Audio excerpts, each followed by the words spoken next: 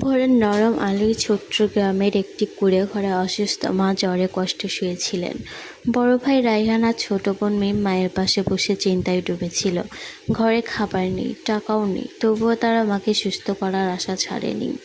মা দুর্বল কণ্ঠে বললেন, বাবা, শহর থেকে যদি একটু ওষুধ এনে দিতে পারো তাহলে হয়তো আমি সুস্থ হয়ে উঠব। মায়ের কথা শুনে রায়হান দৃঢ় কণ্ঠে বললেন, মা, তুমি চিন্তা করো না, যত কষ্টই হোক আমরা ওষুধ নিয়েই ফিরব।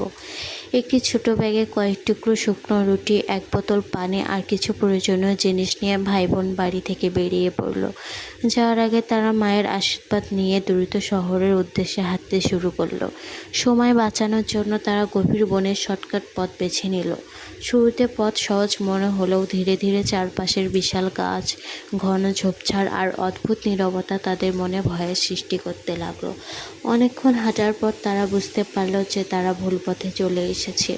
চারদিকে শুধু ঘন বন আর বিশাল গাছ, কিন্তু বের হওয়ার কোনো রাস্তা দেখা যাচ্ছে না। তখন দুজনেই বুঝতে পারল তারা গভীর বনের মধ্যে পথ হারিয়ে ফেলেছে। সন্ধ্যা নেমে আসতেই বন আরও অন্ধকার হয়ে গেল। দূর থেকে শিয়ালের ডাক আর অজানা প্রাণীর শব্দ ভেসে আসতে লাগলো। মিম ভয়ে ভাইয়ের হাত শক্ত করে ধরে বলল, ভাইয়া, আমার খুব ভয় করছে।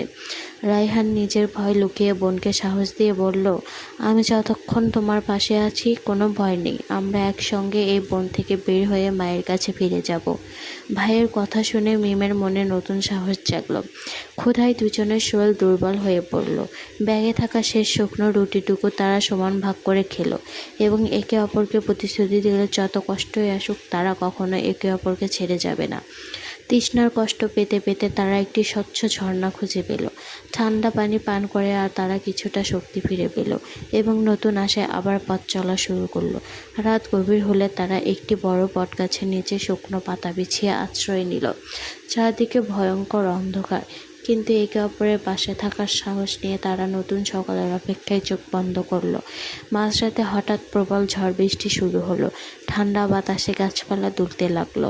রায়হান নিজের গায়ের কাপড় খুলে মিমকে জড়িয়ে দিল যাতে বোনের ঠান্ডা না লাগে। ভোরের আলো ফুটতেই ঝড় থেমে গেল। দুজনেই ভিজে কাপড়ের ক্লান্ত শরীর নিয়ে আবার পথ চলতে শুরু করলো। তাদের একমাত্র লক্ষ্য ছিল যত দ্রুত সম্ভব বন থেকে বের হওয়া। অনেকক্ষণ হাঁটার পর ক্ষুধায় তাদের আর চলার শক্তি রইল না। রায়হান কাছের গাছ থেকে কিছু নিরাপদ বুনো ফল সংগ্রহ করে আনলো আর দুজনে সেগুলো খেয়ে কিছুটা শক্তি ফিরে পেল। হঠাৎ ঝোপের আড়াল থেকে একটি বন্য শিয়াল বেরিয়ে এসে তাদের দিকে তাকিয়ে দাঁড়ালো। মিম ভয়ে কাঁপতে লাগলো, কিন্তু রায়হান সাহস হারালো না। রায়হান মাটিতে পড়ে থাকা একটি জ্বলন্ত কাঠ হাতে তুলে শিয়ালের দিকে এগিয়ে গেল। আগুনের ভয় পেয়ে শিয়ালটি দ্রুত জঙ্গলের ভেতরে পালিয়ে গেল আর বড় একটি বিপদ থেকে তারা রক্ষা পেল। শিয়াল চলে যাওয়ার পর ভাই বোন হঠাৎ দূরে একটি নদী দেখতে পেল তারা। নদীর স্বচ্ছ পানি পান করে তারা তৃষ্ণা মেটালো এবং মুখ ধুয়ে কিছুটা সতেজ অনুভব করলো। নদীর পাশ দিয়ে হাঁটতে হাঁটতে তারা দূরে ধোঁয়া উঠতে দেখলো। রায়হান বুঝতে পারলো আশেপাশে নিশ্চয়ই মানুষ আছে। তাদের মনে আবার নতুন আশার আলো জ্বলে উঠল। ধোঁয়ার দিকে দ্রুত এগিয়ে গিয়ে তারা কয়েকজন কাঠুরিয়ার দেখা পেল। ভাই বোনের ক্লান্ত ও ক্ষুধার্ত অবস্থা দেখে কাঠুরিয়ারা তাদের খাবার, পানি এবং বিশ্রামের ব্যবস্থা করে দিল। সব ঘটনা শুনে কাঠুরিয়ারা তাদের নিরাপদ রাস্তা দেখিয়ে শহরের দিকে পাঠিয়ে দিল। নতুন সাহস আর আশা নিয়ে রায়হান ও মিম আবার মায়ের জন্য ওষুধ আনতে পথ চলা শুরু করলো। অনেক দূর হাঁটার পর রায়হান ও মিম অবশেষে শহরে পৌঁছালো। তারা একটি ওষুধের দোকানে গিয়ে মায়ের জন্য প্রয়োজনীয় ওষুধ কিনলো এবং দ্রুত বাড়ি ফেরার প্রস্তুতি নিল। ফেরার পথে তারা আগের ভুল না করে নিরাপদ বড় রাস্তা বেছে নিল। যদিও পথটি একটু দীর্ঘ ছিল, তবুও তারা তার কোনো ঝুঁকি নিতে চাইল না। পথে হাঁটতে হাঁটতে তাদের সঙ্গে থাকা খাবার ও পানি শেষ হয়ে গেল। প্রচণ্ড রোদ আর ক্লান্তিতে দুজনের শরীর দুর্বল হয়ে পড়ল, তবুও তারা থেমে গেল না। একজন দয়ালু বৃদ্ধ কৃষক তাদের ক্লান্ত অবস্থা দেখে নিজের বাড়িতে নিয়ে গেলেন। তিনি তাদের খাবার, পানি খেতে দিলেন এবং কিছুক্ষণ বিশ্রাম করার সুযোগ করে দিলেন। বিশ্রাম শেষে ভাই বোন বৃদ্ধকে ধন্যবাদ জানিয়ে আবার বাড়ির পথে রওনা দিল।